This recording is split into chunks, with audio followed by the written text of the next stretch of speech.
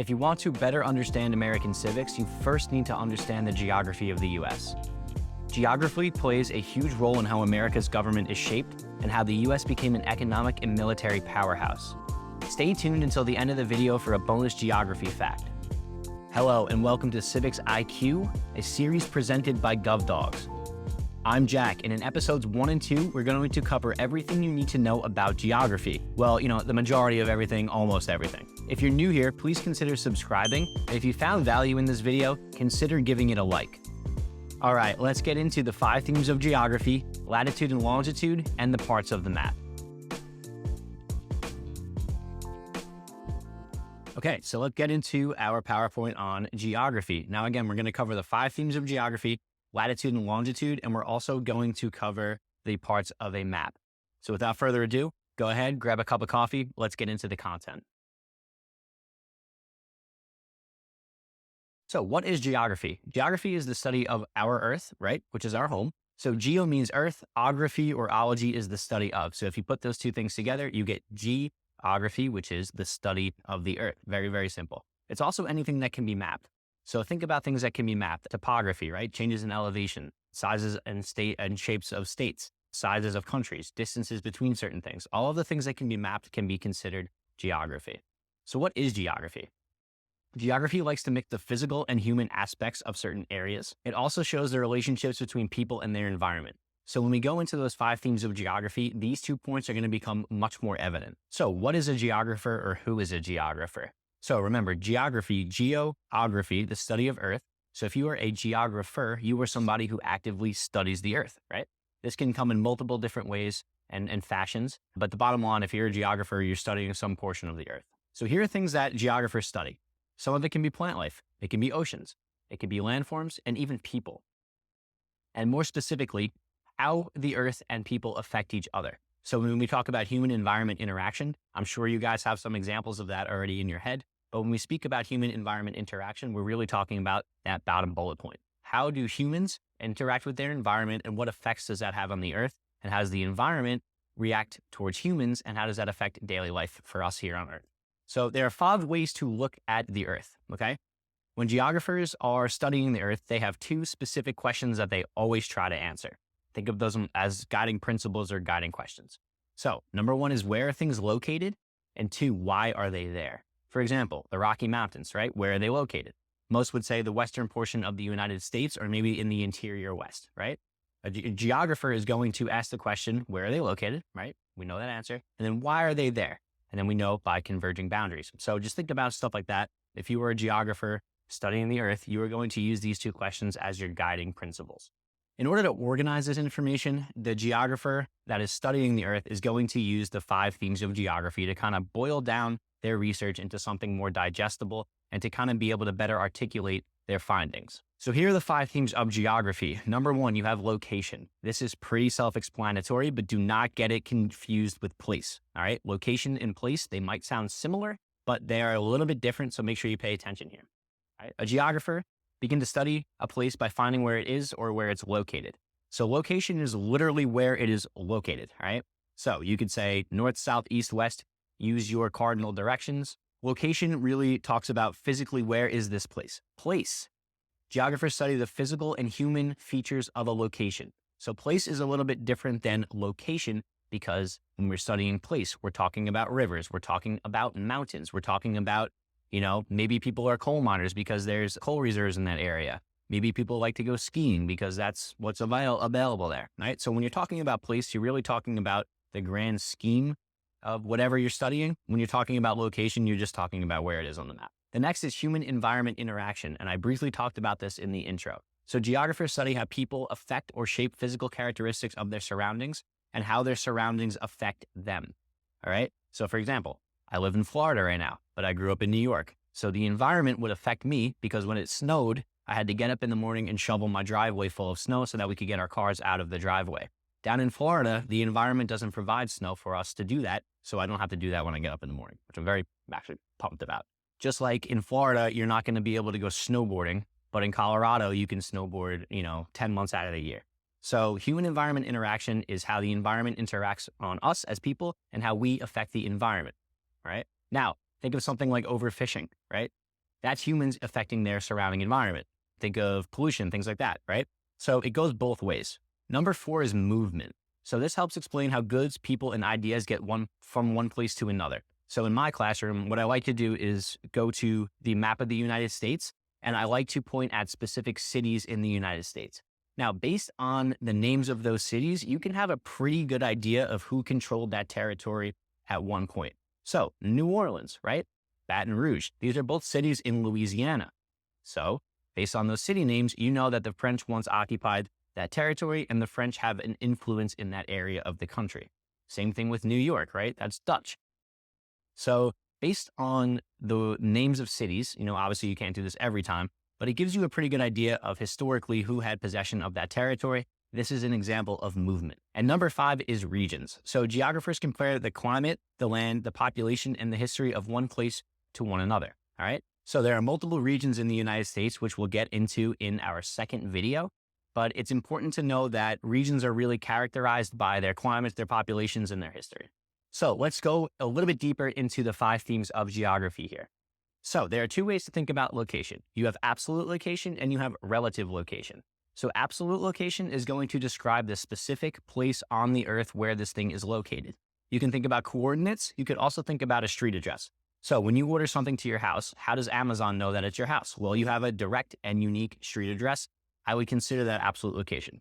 Also, if you're looking on a coordinate grid that circles the globe, the lines of latitude and longitude will provide your exact location, right? There's only one 30 degrees north, 45 degrees east on the globe. Therefore, that is an absolute location. There is only one unique location that exists on the planet that matches that criteria. Now, relative location is what we're commonly using just when we're having conversations with each other informally or with friends and family.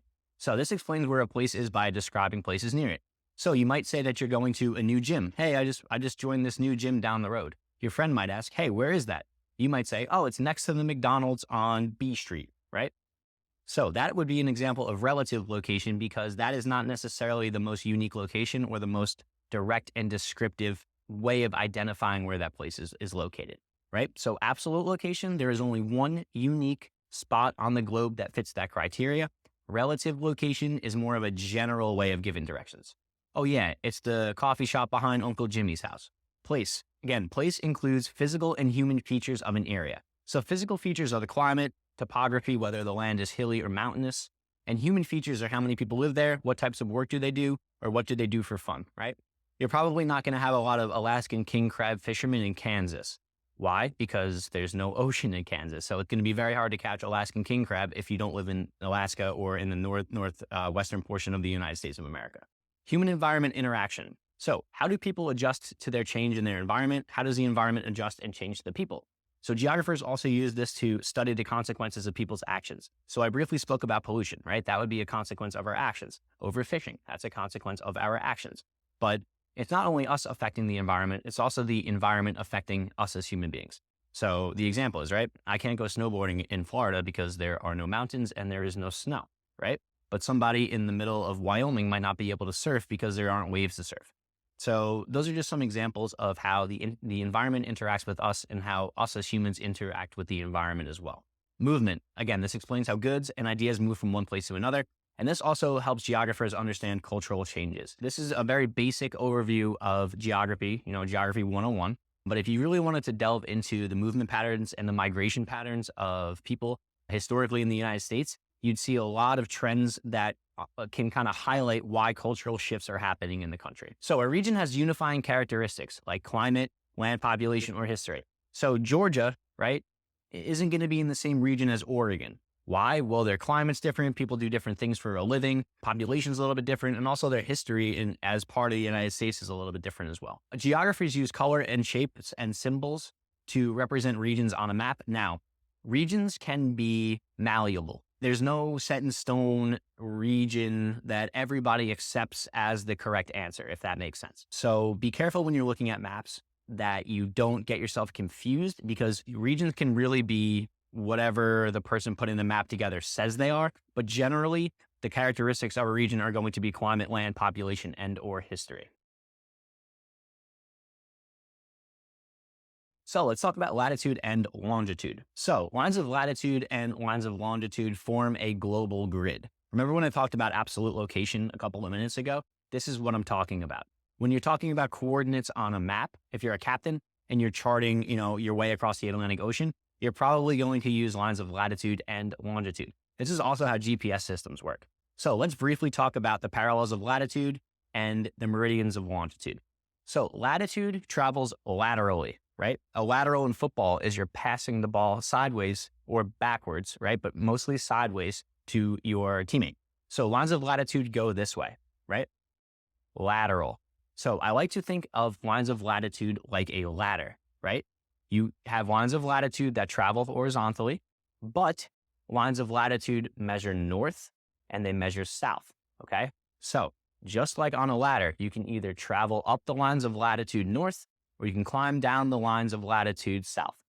Lines of longitude travel vertically. Lines of longitude travel vertically, but they measure east and they measure west. And these lines create a global grid that we use to identify locations. So the world is broken up into 4 separate hemispheres. All right. Hemi meaning half, sphere meaning circle. So half circle. If you take a look at the slide right here, that's the Earth cut into a half circle. The lines of latitude, specifically the equator at 0 degrees latitude, cuts the Earth in half, right? Into the northern hemisphere and the southern hemisphere. Remember, lines of latitude measure north and south. The equator is 0 degrees latitude. So anything north of the equator is the northern hemisphere. Anything south of the equator is the southern hemisphere. Now, let's take a look at the lines of longitude. 0 degrees longitude is known as the prime meridian. Anything to the east of the prime meridian is the eastern hemisphere. Anything west of the prime meridian is the western hemisphere. Earth is separated into 4 separate hemispheres, but you can be in multiple hemispheres at once. So how do geographers do their jobs? Well, they need certain tools. Globes and maps are going to be the most common tools that geographers use to do their jobs. So as people explored the Earth, they obviously collected information about it. Map makers wanted to present this information correctly. A map maker is also known as a cartographer. And the best way was to put this on a globe, a round ball that represented the Earth. Now, it's important to understand that the Earth is a 3D object, right? It is a more or less pumpkin-shaped planet floating through space. In order to put the best representation of the land masses, the oceans, all of the physical features of Earth onto something, you need to use a spherical object as well. Now, there are some issues with that, but globes generally will preserve the size and the shape of the physical features of the Earth. Because globes aren't particularly easy to carry, flat maps were invented. Globes are the best way to represent physical features of the Earth, but maps are way more convenient. Remember, you can't just fold up a globe and put it in your pocket, but you can do that with a map. However, the Earth is round and a map is flat. Map makers had to find ways to make maps more accurate. The most accurate way to present information, the Earth, is obviously to put it on a globe. The only difference between a globe and Earth is the scale. So obviously, North America on a globe is going to be way smaller than North America in real life. Globes have one disadvantage, though. Cannot be complete enough to be useful at the same time and small enough to be convenient. Meaning, you can't put them in your pocket. It's very hard to travel with a globe. And even a nice, sized globe is going to be pretty big. Think about taking a giant map that you would put on your wall and then turning that scale into a globe. It would be an enormous globe. So maps try to show the Earth, which is flat on a round surface. This causes distortion or a change in accuracy of the shapes and distances. It is almost impossible to show the Earth on a flat surface without some distortion. This is going to be that bonus tip that I talked to you about in terms of geography, so make sure you stay till the end of the video. So here is the Mercator projection. If you went to school in the United States, you'd probably seen this Mercator projection on that map that your teacher pulls down from the wall. This is the most common map, and the reason why this map is so important is because it gives sailors the most accurate representation of the globe for their travels and their journeys. So lastly, let's get into the parts of a map. So you have compass rose and you have a scale. Everybody knows what a compass is. Compass shows directions. So you have your cardinal directions, north, south, east, and west. And a compass rose is a specific model of compass. It shows your cardinal directions. A scale tells you the relative distance on a map from the real world. So every good map is going to have a scale. All right. Now that scale is going to show you what one measurement on the map equals in real life. So example, 1 inch on the map could equal 1 mile in the real world. That gives you just a sense of distance and kind of allows you to wrap your head around the map a little bit better. Lastly, we have the key, and the key is, or also known as a legend, shows the symbols on a map and what those symbols mean. So for example, the majority of maps will have stars on them, right? Stars normally represent a capital city. A thick black line will normally represent a political border or a state border. So the key just kind of gives you an insight into the symbols on a map cover. All right, so let's continue our discussion on geography. Right now, what we're going to talk about are landforms, and we're also going to talk about climate. So major landforms, right? A landform is literally any physical feature on the earth, right? So this could be rivers, this could be valleys, this could be mountains, oceans, lakes, etc. Right now, I'm looking out at Tampa Bay. A bay is a landform. Now, there are two types of major landforms in the United States of America. One is a lowland and one is a highland. So lowland areas are exactly what they sound like. They are low-lying areas in the United States. So a lowland is either at or near sea level. A lot of times it's really good for farming. So if you think about the southern portion of the United States, Georgia, the Carolinas, right? Those are considered lowland areas, and they have really good rich soil for farming. Also, if you go from the Appalachian towards the Mississippi River, a lot of those areas are very good for farming as well. And we'll get into the western lowland in 1 second. So the western central lowland are known as the Great Plains or the breadbasket of the United States. Well, why would they call it the breadbasket? Because a lot of grains are produced here. There's really good low-lying areas, very conducive for farming, especially greens in this area. So that's why we call it the breadbasket.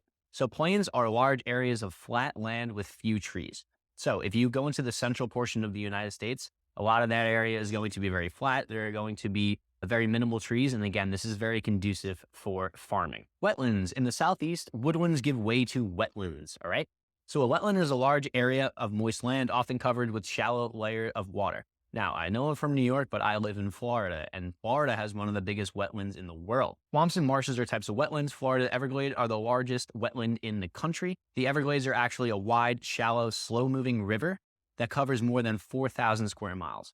So, interesting fact about the Everglades. It's actually a slow-moving river. Now let's talk about highlands. So highlands are exactly what they sound like. They are high land. So in addition to lowlands, we have highlands. These are areas where land is elevated. West of the Great Plains, obviously, is the Rocky Mountains, and this is the longest range on the continent. So the largest mountain range on the continent is the Rocky Mountains, extend all the way from Mexico to Alaska. Pretty cool. Another example of a highland is a plateau. So a plateau kind of comes up like this, flattens out, and then it comes back down, all right? So a plateau is a large area of a flat highland.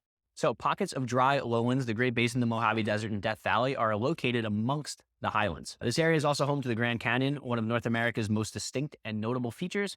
And this is a really good example of how highlands meet lowlands. If you have not been to the Grand Canyon, I definitely recommend it. It is one of the coolest places on the earth, and it definitely gives you a good look into the geography of the United States in a really, really cool and engaging and beautiful way. So major waterways. Bodies of water have played an important role in U.S. history. Obviously, if you think about the Mississippi, the Atlantic, the Pacific, all of these areas have played an incredible, incredible role in the history of the United States of America. Let's talk about rivers. So the Mississippi is the longest in the U.S. It also has major tributaries such as the Ohio and the Tennessee River. What a tributary is a river that flows into a larger river. So if we're talking about the Hudson River in New York, the Mohawk would be a tributary. Obviously, if we're talking about the Mississippi, the Ohio and the Tennessee are examples of a tributary. Tributaries are used for shipping, and they have historically been used for shipping, a way to get more rural areas into the main stream, for lack of a better term, of the major rivers such as the Mississippi and the Missouri. So let's talk about lakes. So the largest lakes in the United States are the Great Lakes. So you have Superior, Michigan, Huron, Erie, Ontario, and they cover more than 94,000 square miles. So that's a big portion of lake up in the northern portion of the United States. So there are a bunch of lakes that flow into, or rivers that flow into these lakes, and they also include a system of canals. So canals are human-made waterways that allow ships to carry goods from A to B. Canals are very, very important. They're an older technology, but still a very historically relevant one in the United States. So let's talk about climate. So climate is a pattern of weather. So if it's raining outside today, that is not climate. But if there is a history of rain in the summer in Florida consistently, that would be climate. So a number of factors help determine climate. This includes elevation, if it's near a body of water, also distance from the equator. So obviously, the closer you are to the equator, the warmer your environment is going to be. The further away, the colder your environment is going to be. The climate of the United States varies because the country is enormous, right? Washington State and Florida, very different. Arizona and Maine, very, very different, right? That's because the country is so large. Our climate's affected by two oceans, the Atlantic and the Pacific. Also, different landforms, waterways, and distance from the equator will affect our climates as well. So temperate zones. Most of the United States is a temperate climate. That means that there are few extremes, whether it's temperature or precipitation. Things are generally non-volatile in these areas, right? Precipitation is water that falls from the ground. This can be rain or snow. The Southeast has a humid subtropical climate, right? So that swampy, humid, rainy climate is definitely prevalent in the Southeast, not so much in the Midwest, for example. We get a lot of rain, and it's generally warm and hot in the summer, and winters are mild with very, very limited snowfall. So in Florida, it really doesn't snow too much. Georgia, Carolinas might get a little bit. So from New England to the Great Lakes, you have a continental climate with cool, wet weather. Winters are cold with snowfall. Summers are mild or can be hot. Temperatures decrease and snowfall increase the further you move north. Makes sense, right? You're going further from the equator. It's going to be a little bit colder, a little bit more snow. The weather along the West Coast is affected mostly by the Pacific Ocean. All right. So the Pacific Ocean plays a great deal into the weather, especially in the Pacific Northwest. This region has a marine climate. It's warmer in the winter than in the Northeast. So although latitudinally they're very, very similar, places like Washington and Oregon are not going to be as cold as the Northeast. Maine, New England, Massachusetts, Connecticut, New York, all going to be a lot colder than the Pacific Northwest. Southern California has a Mediterranean climate of warm, dry summers and mild, rainy winters. So the further south you go in the West Coast, the more deserty, warmer it's going to be. So there are some extremes in the United States. Obviously, our country is huge.